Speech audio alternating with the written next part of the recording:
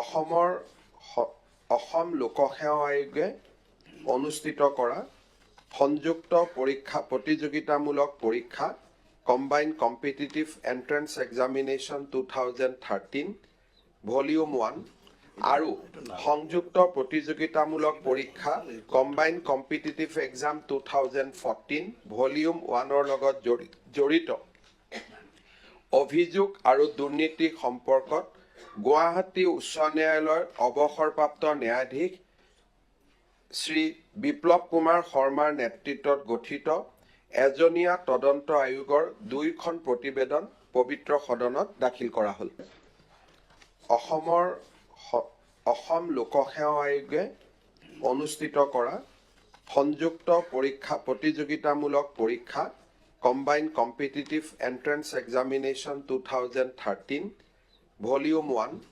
আৰু